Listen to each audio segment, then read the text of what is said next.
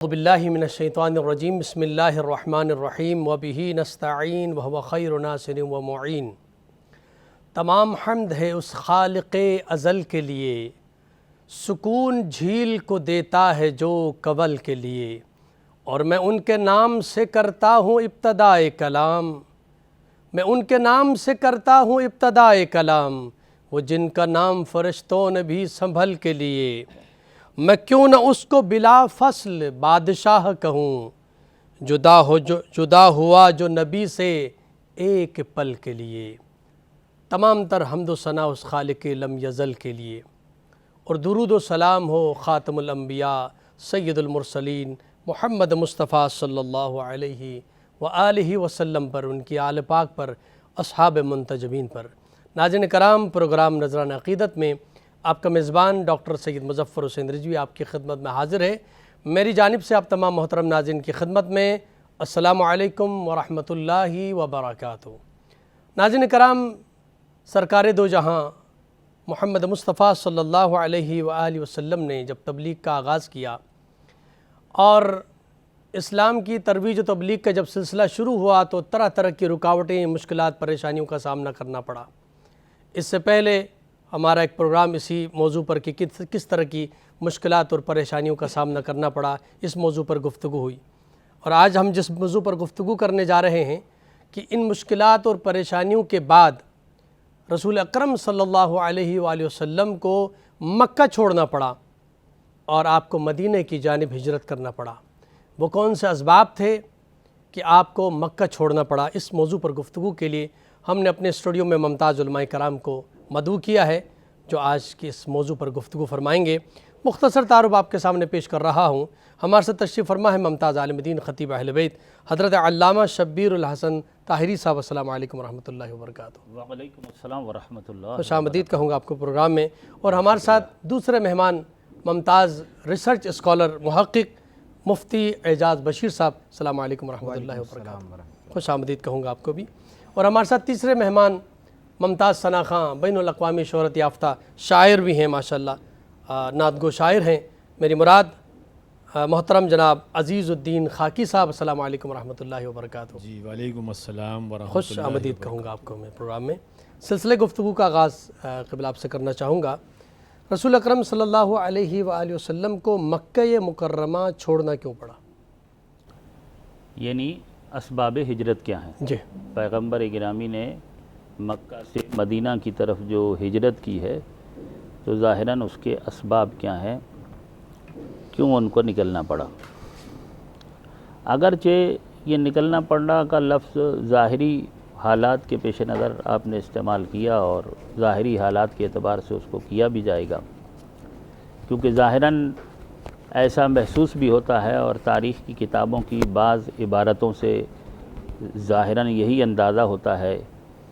کہ پیغمبر گرامی کو حالات ایسا پیدا ہو گئے تھے کہ مکہ سے مجبوراً نکلنا پڑا، یا یوں کہ ان کے قتل کا کفار مکہ نے منصوبہ بنا لیا تھا، تو لہٰذا انہوں نے اپنی جان کو بچانے کے لیے اس ہجرت کو اختیار کیا اور وہ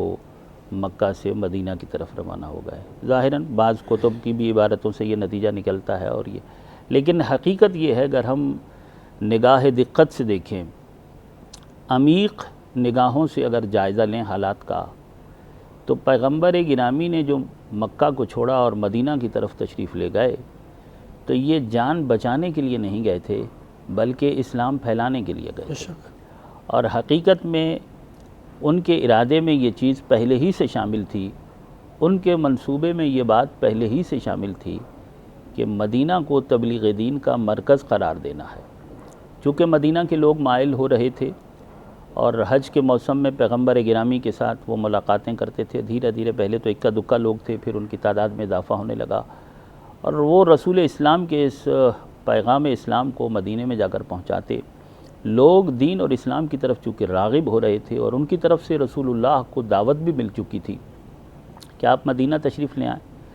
تو ہم آپ کی حفاظت بھی فرمائیں گے، اور دین کی تبلیغ کے امور میں ہم آپ کا بھرپور ساتھ بھی دیں گے، اور آپ کے دشمنوں کے ہر طرح کے مقابلے کے لیے اپنے آپ کو تیار رکھیں گے۔ تو رسول اکرم نے ان کی دعوت کو قبول بھی کر لیا تھا، اور یہاں چونکہ کفار مکہ نے حالات ایسے بنا رکھے تھے کہ اس طرح سے کھل کر اب اسلام کو مکہ کا مرکز بنانا اتنا آسان نہیں تھا. یعنی اس پورے 13 سالہ تبلیغی دور میں اعلان نبوت کے بعد جو مکے میں رسول اللہ نے گزارا ہے، تو اس پورے عرصے میں ایک مسجد تعمیر نہیں ہو سکی. یعنی ایک مسجد بھی اس پورے عرصے میں نہیں بن سکی. ہجرت کے بعد پہلی مسجد ہے جو مدینے میں جا کر رسول اللہ نے بنائی ہے. پہلی نماز جمعہ بھی باقاعدہ طور پر جو ہوئی ہے وہ ہجرت کے بعد مدینے میں جا کر ہوئی ہے. تو یہاں کے حالات واقعاً ایسے تھے کہ اب اسلام کو پھیلانے کے لیے ایک پرامن مرکز کی ضرورت تھی، جہاں ہمکار افراد ہوں، جہاں معاون افراد ہوں،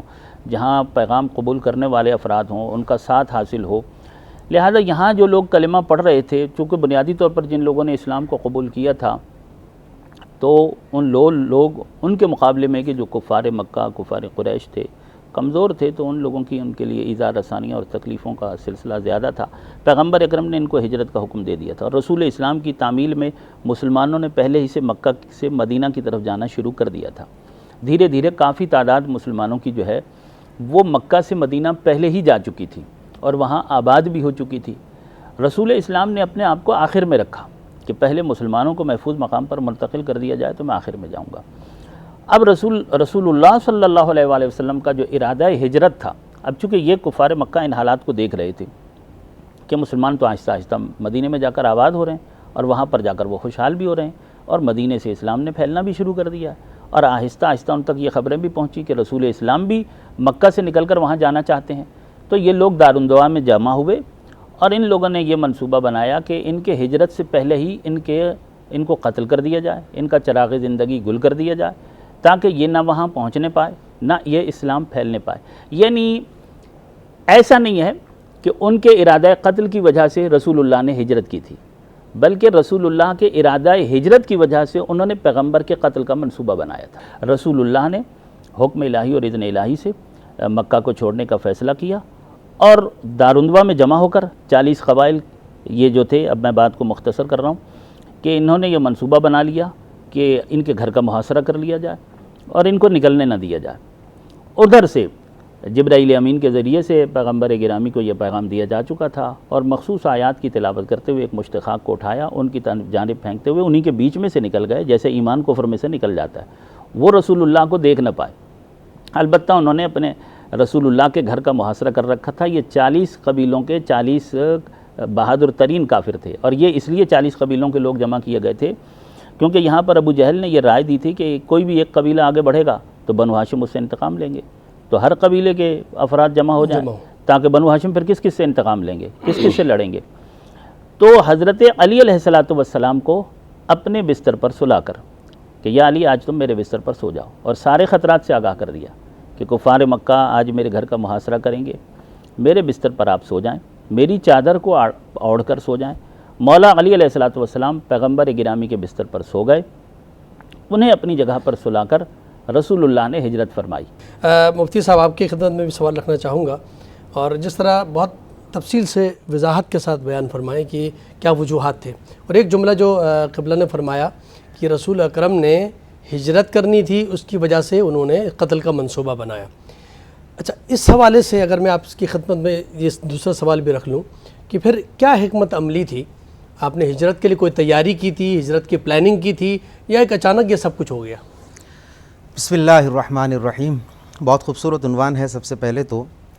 حضرت نے اپنی رائے کو بڑی تفصیل کے ساتھ پیش کیا ہے. سفر ہجرت کے حوالے سے ایک بات میں پہلے عرض کرنا چاہتا ہوں، وہ یہ ہے کہ یہ ہجرت بنیادی طور پر ترک وطن کا سفر نہیں تھا کہ بس ایک جگہ کو چھوڑ کے دوسری جگہ منتقل کر گئے، جیسے حضرت نے کئی اشارے اس پر دیے ہیں. یہ سفر انقلاب کا پیش خیمہ ہے. ٹھیک. سفر مدینہ یا ہجرت مدینہ بنیادی طور پر یہ ایک انقلابی سفر کی وہ نوید تھی جس کے پریپریشن کے لیے اور انتظار کے لیے کئی سالوں سے ایک خاموش حکمت عملی تیار کی جا رہی تھی. اس کو یوں سمجھے بہت آسان انداز میں کہ ہجرت مدینہ سے پہلے ہجرت حبشہ بھی ہو چکی تھی، اور ایک مرتبہ نہیں 2 مرتبہ ہو چکی تھی. 150 کے قریب افراد وہاں مائیگریٹ کر چکے تھے. نبی علیہ السلام چونکہ رحمت للعالمین ہے اور یونیورسل لیول پر آپ کی تعلیمات کو جو ہے وہ پھیلنا ہے، وہاں پہنچنا تھا. نبی علیہ السلام نے جو تعلیمات کی بنیادیں استوار کی ہیں وہ بھی یونیورسل لیول پر استوار کی ہیں. اب آپ دیکھیں کہ مکے کے اندر موجود رہتے ہوئے ابتدائی اعلان نبوت کے یعنی 5ویں سال کے اندر آپ نے عرب کی سرحدوں سے باہر اسلام کا ایک مستقل مرکز قائم کر دیا ایتھوپیا کے اندر۔ یہ اس نبی کی تعلیمات تھیں، کیونکہ آپ علیہ السلام دور اندیش تھے، اپنی فراست سے سارے معاملات کو آبزرو فرما رہے تھے۔ ایک ہے نبوت کی طاقت اور روحانیت کی طاقت، اس پہ تو ہم جا ہی نہیں سکتے، نہ اس کے بارے میں اندازہ لگا سکتے ہیں۔ ایک ہے آپ کی گراؤنڈ ریالٹیز کی۔ تو اب دیکھا جائے تو ایتھوپیا اس زمانے میں بہت بڑی مستحکم ایک تو تجارتی اور معاشی حیثیت رکھتا تھا، اس کے علاوہ اس کا سیاسی اثر رسوخ بھی تھا۔ ایون اگر آپ دیکھیں تو حضور علیہ السلام کے آباء و اجداد کے اندر بعض معاملات میں اختلاف ہوا آپ کے خاندان میں، تو اس زمانے میں آپ کے جو بڑے حضرات تھے انہوں نے اپنے درمیان منصفی کے لیے شاہ حبش کو نامینیٹ کیا کہ آپ آئیے اور ہمارے اس مسئلے کا تصفیہ کرائیے۔ عرب کے اس خطے کے اندر اس قدر اثر رسوخ تھا، تو نبی علیہ السلام نے 5ویں ہجرت کے 5ویں نبوی میں ہی ایتھوپیا کو جو ہے وہ اسلام کا ایک مرکز قرار دے دیا، اور وہاں پر صحابہ اکرام گئے ہیں۔ حضرت جعفر بن ابی طالب علیہ السلام نے وہاں پر جا کر کے قیادت سنبھالی ہے، اور پھر وہ تو خیبر کے زمانے تک وہاں رہ کر اور پوری ایک سسٹمیٹک انداز میں اپنی تبلیغ کے حساب سے، یوں سمجھے کہ اسلام کے اندر سب سے پہلا بادشاہ جو مسلمان ہوا ہے وہ حضرت جعفر کی تبلیغ سے ہوا ہے، اور رسول کریم علیہ السلام کی نگاہ نبوت سے ہوا ہے۔ یعنی یہ آپ کی آفاقیت کا پہلو ہے۔ تو ہم اسی کانٹیکس میں اگر دیکھتے ہیں تو ہجرت مدینہ ترک وطن نہیں ہے محض، اللہ تبارک و تعالیٰ جو آپ کو اس بات پر قادر ہے، واللہ یعصمک من الناس، اللہ تعالیٰ نے اس 13 سال کے اندر اگر آپ کو محفوظ رکھا ہے تو بقیہ 10 سالوں کے اندر آپ کو کیوں نہیں مکے میں محفوظ رکھا جا سکتا تھا؟ تو قتل کا تو معاملہ یہاں پر جو ہے نا وہ بہت ثانوی ہے، جس کو قرآن نے ذکر کیا ہے وہ اپنی تدبیریں کرتے ہیں اور اللہ اپنی تدبیر فرماتا ہے، اور بے شک اللہ اپنی بہترین تدبیر فرمانے والا ہے۔ تو اللہ تعالیٰ چاہتا اگر اس کی مشیت میں ہوتا تو آپ مکے میں ہی محفوظ رہتے اور یہیں سے اسلام کا نور مزید مستحکم ہو جاتا، لیکن یہ نبی چونکہ گراؤنڈ ریالٹیز کو دیکھ کر سروائیو کرتا ہے اور اسی کے حساب سے اسٹریٹجیز کو پلان کرتا ہے، تو آپ علیہ السلام نے اس کی خشت اول جو ہے وہ رکھی تھی ہجرت حبشہ کے زمانے میں، پھر اس کی ریوائول ہوئی ہے، اور 2 سال کے بعد 7 یا 8 کے اندر جس سے بائیکاٹ کا سلسلہ سٹارٹ ہوتا ہے، پھر آپ نے وہ مقاطعہ گزارا ہے، اور اسی دوران آپ نے ہجرت مدینہ کا پروسیس شروع کر دیا ہے۔ یعنی وہاں پر جس طرح حضرت اشارہ فرما رہے تھے، آپ دیکھیں مدینے جانے سے پہلے مدینے کے اندر باقاعدہ جمعے کی نماز قائم ہو چکی ہے،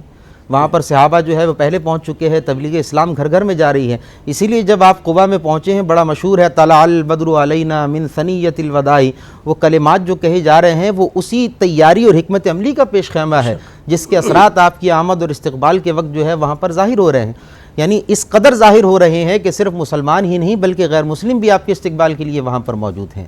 تو یہ تو وہ چیز ہے اور وہ پس منظر ہے کہ جس کے اندر ہم نے اس پر بات کی ہے۔ اس کے علاوہ جو سفر کی اسٹریٹجی ہے وہ تو آپ کو آگے انشاءاللہ ہم اس پر بات کر سکتے ہیں تفصیل کے ساتھ۔ خوبصورت بات کی آپ نے، یقیناً نور وحی جو ہے غار حرا میں وہ اللہ تعالیٰ نے نازل فرمایا تھا، تو اس نور کو تو پھیلنا تھا دنیا میں۔ ناظرین کرام، ایک مختصر سا بریک لیتے ہیں، بریک کے بعد آپ کی خدمت میں حاضر ہوتے ہیں، ہمارے ساتھ رہیے گا۔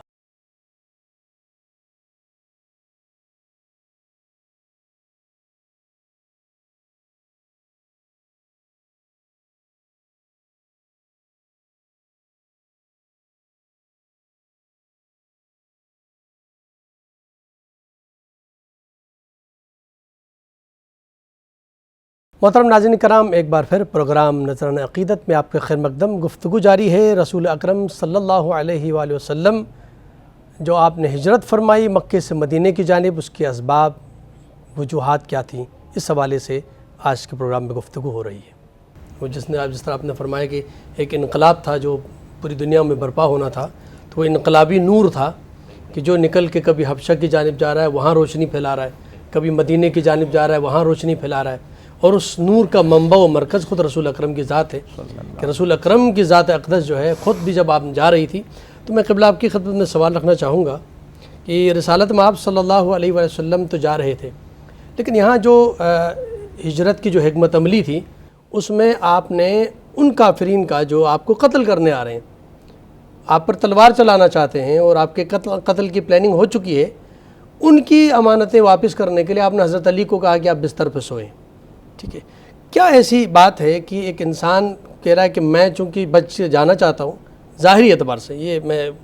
جنرل بات کر رہا ہوں، عوامی بات کر رہا ہوں، کہ اگر یہ کوئی سوال ذہن میں لائے کہ ایک انسان جو ہے وہ ذات مقدس ہے حالانکہ، وہ کہتے ہیں کہ میں چونکہ میرے لیے خطرہ ہے تو میں جان بچا کے جانا چاہ رہا ہوں، تو وہ جو ان کے بستر میں سلایا جا رہا ہے وہ بھی تو ان پر ایمان لا چکے ہیں، وہ بھی تو ان کے نائب ہیں، وہ بھی انہی کے پیچھے چلنے والے ہیں، تو لامحالہ ان کی بھی جان کو خطرہ ہوگا۔ تو کیا ایسی بات تھی کہ رسول اکرم یہ فرما کے جا رہے ہیں کہ آپ نے اس بستر پہ سونا ہے اور ان کافرین کے امانتوں کو واپس کرنا ہے، اور ان کا یقین کا کیا مقام اور منزل ہے کہ وہ بیٹھ کے سو بھی رہے ہیں اور آرام سے سو رہے ہیں، کہتے ہیں کہ اس سے پہلے ایسی نیند آئی نہیں ہے، وہ سو بھی رہے ہیں اور اس کے بعد پھر امانتیں واپس کر کے رسول اکرم تک پہنچ بھی رہے ہیں۔ کیا منزل یقین ہے؟ اگر اس کو آپ کس طرح بیان کروائیں گے؟ رسول اکرم صلی اللہ علیہ وآلہ وسلم نے شب ہجرت اپنے بستر پر امیر المؤمنین امام المتقین سرکار علی علیہ الصلوۃ والسلام کو سونے کے لیے کہا کہ آپ میرے بستر پر سو جائیے، اور علی علیہ الصلوۃ والسلام رسول اسلام کے بستر پر شب ہجرت سوئے۔ اس کی پہلی وجہ جسے عموماً سب لیتے ہیں وہ یہ تھی کہ تاکہ ان کفار کو وہ بستر خالی محسوس نہ ہو، جب یہ گھر کا محاصرہ کریں گے اور دیواروں سے جھانک کر دیکھیں گے، اگر ان کو بستر خالی نظر آئے گا تو یہ فوری طور پر پیغمبر گرامی کا پیچھا کریں گے۔ تیز رفتار سواریوں پر جب رسول اللہ کا پیچھا کریں گے تو پیغمبر گرامی تک جلدی سے پہنچ جائیں گے، اور اس طرح وہ رسول اللہ کو کوئی ایذا پہنچا سکتے ہیں اور رسول اللہ کی جان خطرے میں پڑ سکتی ہے۔ جب ان کا بستر خالی نظر نہیں آئے گا، انہی کی چادر کے نیچے کوئی سویا ہوا نظر آئے گا، تو وہ ظاہراً یہ محسوس کریں گے کہ یہاں بستر پر تو وہ موجود ہیں۔ چونکہ رات بھر انہوں نے محاصرہ رکھا ہے اور ان کا منصوبہ یہ تھا کہ حملہ سحر کے وقت کرنا، تو لہٰذا وہ انہوں نے دیکھا کہ بستر ہے اور انہی کی چادر ہے اور انہی کی چادر اوڑھ کے کوئی سو رہے ہیں، تو ان کو یہی محسوس ہوا کہ رسول اسلام ہی سو رہے ہیں۔ سحر کے وقت جب وہ داخل ہوئے ہیں تو اس وقت ان کو پتہ چلا ہے کہ یہاں تو پاک پیغمبر نہیں ہے، بلکہ ان کی جگہ پر علی علیہ السلام ہے۔ تو پیغمبر اکرم نے جو ان کو اپنا بستر دیا، اس کی ایک وجہ یہ۔ دوسری وجہ اور اصل وجہ اور اہم وجہ یہ ہے کہ چونکہ یہ کفار جو ہیں یہ پیغمبر اکرم کی نبوت کا کلمہ نہیں پڑھتے تھے، رسول اللہ کی رسالت کا کلمہ نہیں پڑھتے تھے، ان کے دین کو نہیں مانتے تھے، مگر یہ تمام کفار جو ہیں یہ پیغمبر اکرم کے کردار کا کلمہ پڑھتے تھے، ان کی صداقت اور ان کی امانت کا کلمہ پڑھتے تھے، ان کو نبی نہیں مانتے تھے مگر ان کو صادق اور امین مانتے تھے، اور اپنی امانتیں باوجود اس کے کہ ان کے دین کے دشمن تھے، ان کے پیغام کے دشمن تھے اور ان کی جان کے دشمن تھے، اس حد تک دشمنی رکھنے کے باوجود بھی انہوں نے اپنی امانتیں، بہت سارے کافروں نے اپنی امانتیں رسول اللہ کے پاس رکھوائی ہوئی تھیں اور مطمئن تھے، اس حوالے سے انہیں کوئی پریشانی نہیں تھی کہ ہماری امانتوں کا کیا ہوگا، مطمئن تھے کہ اگر اس شخص کی جان بھی خطرے میں ہوگی تب بھی ہماری امانتیں اس سے صحیح و سالم ہم تک واپس آئیں گی۔ تو رسول اللہ نے جناب امیر المومنین کو ایک تو شب ہجرت اپنے بستر پر سونے کی ذمہ داری دی کہ آج تم نے میرے بستر پر سونا ہے اور اسی طرح رسول اللہ کی جان بچے گی۔ دوسرا یہ کہ میری امانتیں، یہ فلاں فلاں کافر کی امانتیں بتا دیا تھا سب کہ یہ فلاں کافر کی امانت ہے، یہ فلاں کافر کی امانتیں، ان امانتوں کو ان تک پہنچانا ہے۔ تیسرا خود رسول اللہ کی اپنی امانتیں بھی تھیں، ان امانتوں کو بھی باحفاظت لے کر مدینے میرے پاس پہنچنا ہے۔ وہ رسول اللہ کے خاندان کی مستورات تھیں کہ جن کو لے کر مدینے میں پہنچنا تھا باحفاظت طریقے سے۔ تو تینوں فریضے ادا کیے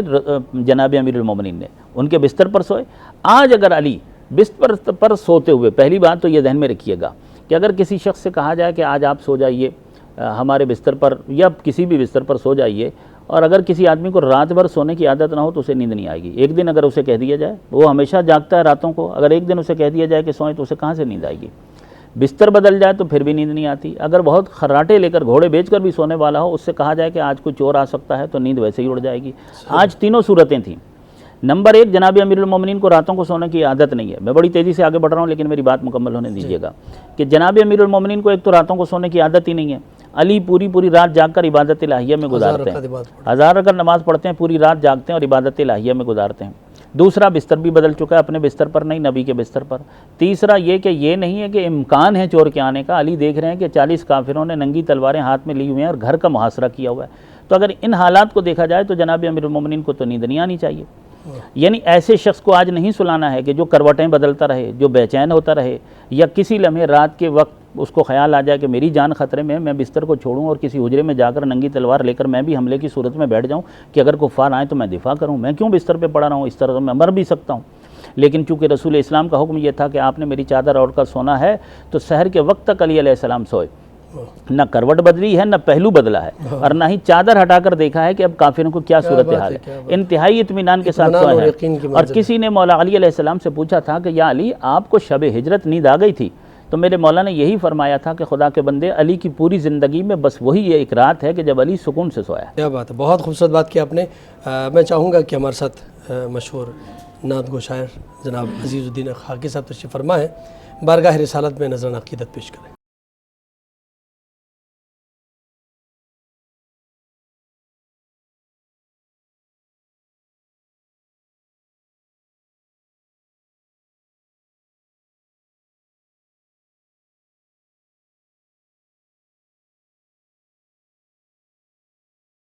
محترم ناظرین کرام، ایک بار پھر پروگرام نذرانہ عقیدت میں آپ کے خیر مقدم گفتگو جاری ہے۔ رسول اکرم صلی اللہ علیہ وآلہ وسلم جو آپ نے ہجرت فرمائی مکے سے مدینے کی جانب، اس کے اسباب وجوہات کیا تھیں، اس حوالے سے آج کے پروگرام میں گفتگو ہو رہی ہے۔ سلسلہ گفتگو کو آگے بڑھاتے ہوئے محترم جناب مفتی اعجاز بشیر صاحب کی خدمت میں سوال رکھنا چاہوں گا۔ جس طرح قبلہ نے فرمایا کہ ہجرت کا سلسلہ شروع ہوا اور حضرت علی مرتضیٰ نے بعد میں امانتیں واپس کر کے خاندان کے کچھ افراد کو لے کر، رسول اکرم کے خاندان کے افراد کو لے کر آپ جب مدینے کی جانب نکلے ہیں تو اس وقت کوئی رکاوٹ، کوئی کفار کی جانب سے کوئی مشکلات کا سامنا کہ انہوں نے رسول اکرم تو خاموشی سے رات کی تاریکی میں نکلے، لیکن علی مرتضیٰ تو رات کی تاریکی میں نہیں نکلے اور پھر ان کے ساتھ خاندان میں خواتین بھی موجود ہیں، تو یہ کس طرح نکلے اور کس طرح مدینہ پہنچے، اس حوالے سے اگر ناظرین کی خدمت میں پہلے میں تھوڑی سی 2-3 وضاحتیں اس میں ایڈ کر دیتا ہوں تاکہ بالکل گفتگو مکمل ہو جائے۔ آپ نے جو سوال کیا تھا گفتگو کے اندر آیا ہے کہ وہ پوری رات کا انتظار صبح سحر تک کیوں کرتے رہے۔ جی ہاں، تو سیرت ابن ہشام وغیرہ اور بہت ساری کتابوں میں اس کی ایک حکمت عملی اور ایک وجہ جو بیان کی جاتی ہے وہ یہ ہے کہ چونکہ نبی علیہ السلام کا ابتدا سے ہی یہ معمول تھا کہ آپ رات کے ابتدائی حصے میں جو ہے وہ کچھ آرام کرتے تھے اور آخری پہر جو ہے وہ اٹھنے کے بعد پھر مسجد الحرام کی طرف جاتے تھے اور وہاں جا کر عبادت کرتے تھے، جو معروف ہے فتحجد بھی نافلۃ کہ آپ اپنے اذکار مکمل کرتے تھے۔ تو وہ محاصرے کے دوران وہ کھڑے ہوئے تھے اور وہ اس وقت کا جو آخری پہر کا تھا انتظار کر رہے تھے کہ یہ اپنے گھر سے باہر نکلیں اور اس وقت ہم اپنی واردات کو سر انجام دیں۔ دوسری وجہ یہ ہے کہ جب محاصرہ کیا تو گھر کے اندر کیوں نہیں گئے؟ وجہ یہ ہے کہ وہ صرف نبی علیہ السلام کا گھر نہیں تھا، چونکہ دارالندوہ جس کی طرف حضرت نے اشارہ فرمایا ہے وہاں پر یہ طے تو ہوا تھا کہ اگر سارے کے سارے نوجوان ایک ساتھ تلواریں چلائیں گے تو بنو ہاشم کس کس سے قصاص کا مطالبہ کریں گے، تو وہ پھر مسئلہ کھڑا ہو جائے گا، تو لہٰذا ان کو پیچھے ہونا پڑے گا، وڈرا ہونا پڑے گا۔ لیکن اس کے ساتھ ساتھ وہ بیعت خدیجہ بھی تھا، ٹھیک ہے نا۔ وہاں پر اگر ہم دیکھیں تو آپ علیہ السلام کے ساتھ ساتھ ان کی جو صاحبزادیاں ہیں، ان کی اولاد ہیں، ان کا نسب ہے، تو کسی بھی طرح ایسا کوئی معاملہ وہاں پر اگر رونما ہوتا گھر کے پریمیسز کے اندر، تو آپ دیکھیں کہ صبح کے وقت بھی وہ اندر داخل نہیں ہوئے ہیں۔ ہماری جو کتب کے اندر کہنا چاہ رہے ہیں کہ چار دیواری کا احترام تھا، نہیں، چار دیواری کا جب ان کو پیغمبر کا بھی احترام نہیں رہا، لیکن چونکہ قبائلی سسٹم کے اندر سروائیو کر رہے ہیں، وائیکاٹ کا آپ 3 سالہ شیب ابی طالب دیکھتے ہیں تو اس کے اندر بھی یہ چیزیں ہیں کہ وہاں آپ اس قبائلی نظام سے باہر نہیں نکل سکتے، کہیں نہ کہیں آپ کو قبائلی اقدار اور روایات کی پاسداری کرنی پڑتی ہے۔ دوسری بات یہاں پر یہ حضرت علی کے بارے میں آتا ہے اور اس میں کوئی ڈاؤٹ نہیں ہے کہ مولا علی علیہ السلام وہاں پر بڑے اطمینان کے ساتھ آرام فرما ہوئے۔ میں یہ کہتا ہوں اس میں اضافی طور پر کہ یہ مولا علی کے لیے کوئی پہلی مرتبہ نہیں تھا کہ وہ بستر رسول پر اس انداز سے آرام فرما رہے ہوں۔ 3 سالہ شیب ابی طالب میں کون آرام کرتا رہا ہے؟ وہ بھی تو تلواروں کے سائے میں ہے، باپ خود سلا کے جاتا تھا اور ان کو پتہ بھی ہوتا تھا کہ کسی بھی وقت حملہ ہو سکتا ہے، اسی لیے جناب ابو طالب علیہ السلام جو ہے وہ آپ کو شفل کرتے رہتے تھے، کبھی حضرت علی کو کبھی کسی کو۔ تو حضرت علی میں سمجھتا ہوں اس کے عادی ہو چکے تھے، ہیبیچول ہو چکے تھے کہ بستر رسول پر اگر موت آ جائے تو پھر اس سے بڑی کیا سعادت ہے، حضور پر فدا ہونے اور حضور پر قربان ہونے کا موقع مل جائے تو پھر اس سے بڑھ کر کیا سعادت ہے۔ شب ہجرت تو اس کا ایک، اس کو ہم کلائمیکس کہہ لیں، ایپک لیول کہہ سکتے ہیں، یہ ایک آخری انتہا تھی جس کا ایک نمونہ ہمارے سامنے محفوظ رہ گیا، لیکن اس سے پہلے حضرت علی کو اس کا بڑا خوبصورت تجربہ کئی سال اور کئی ماہ تک رہا ہے۔ اور اس کے علاوہ پھر آپ نے جو سوال کیا ہے، بلکہ اس سے اہم ترین بات جو آپ توجہ دلا رہے تھے کہ آپ پاکستانی معاشرے کے اندر وہ امانتیں دے کر کیوں جا رہے تھے، بات یہ ہے جو صادق و امین حضرت فرما رہے ہیں وہ نبی ہے، تو نبی علیہ السلام نے اس بات کو دنیا کے سامنے لقد کان لکم فی رسول اللہ اسوۃ حسنہ والا ہے کہ اگرچہ تم میرے قتل کے درپے ہو مگر میں اپنی اخلاقی منصب سے اور اخلاقی تقاضوں سے نیچے تنزل نہیں کرنے والا۔ تم نے میرے مال کو مباح کر دیا ہے، میں نے تمہارے مال کو مباح نہیں جانا۔ تم میرے مال کو لوٹنے کے لیے یا مجھے قتل کرنے کے درپے ہو مگر میں تمہاری امانتیں ادا کرنے کے لیے اسی طرح آمادہ رہوں گا۔ تو لہٰذا آپ علیہ السلام نے یہ جو میسج دیا ہے امت کو، آج ہمارے یہاں اس معاشی ابتری کے اندر ہر چیز جو ہے نا ایک دوسرے سے کھینچی جا رہی ہے ظلم کے ذریعے، تو پیغمبر کا وہ اسوہ کہاں گیا؟ اپنی اقدار نہیں چھوڑنا، اپنی اقدار۔ وہ دیکھیں کافر تو ہمیشہ سے ازل سے یہ طریقہ کار رہا ہے، ستیزہ کار رہا ہے ازل سے تامروز، یہ کوئی نئی بات نہیں ہے کہ خیر و شر کا مارکا ہوتا ہے۔ خیر اپنی اقدار سے پیچھے نہیں ہٹتا اور کفر اپنی شرارتوں سے پیچھے نہیں ہٹتا۔ امام علی مقام نے میدان کربلا میں کیا اپنی اقدار کو چھوڑ دیا؟ یزیدی گالیاں دے رہے ہیں، آپ کی توہین کر رہے ہیں، امام کی زبان سے ایک کلمہ بھی ایسا نہیں نکلا کہ جو آپ کی اخلاقی اسٹیٹس کے اور اقدار کے مخالف ہو۔ تو یہ کردار ہے میرے نبی کریم علیہ السلام کا۔ آخری بات جو حضرت علی کے حوالے سے آپ نے پوچھی ہے، تو 2 سے 3 دن کا وقفہ جو ہے وہ ملتا ہے کہ مولا علی السلام جو ہے صبح اٹھے ہیں، جیسے کہ حضرت نے پورا منظرنامہ بیان کر دیا ہے، اور اس کے بعد آپ باہر گئے ہیں، جب ان کو پتہ چلا کہ حضور علیہ السلام تو اس طرح چلے گئے ہیں، اور آپ سے بھی سوال ہوا، بتا دیا کہ وہ تو تشریف لے جا چکے ہیں۔ اس کے بعد اب مکے میں ہی 3 دن اعلانیہ گزارتے رہے۔ وہ جو امانتیں جس کا بھی ہے، جو ذمہ داریاں، ہمیں تو ظاہری طور پر امانت کی روایت ٹرانسفر ہوئی ہے، اب خدا بہتر جانتا ہے اس کے علاوہ اور کون کون سی ذمہ داریاں تفویض کی گئی ہوں گی، کیونکہ روایات کا سرمایہ قلیل ہے۔ عہد مکی کے بارے میں انفارمیشن جو ہے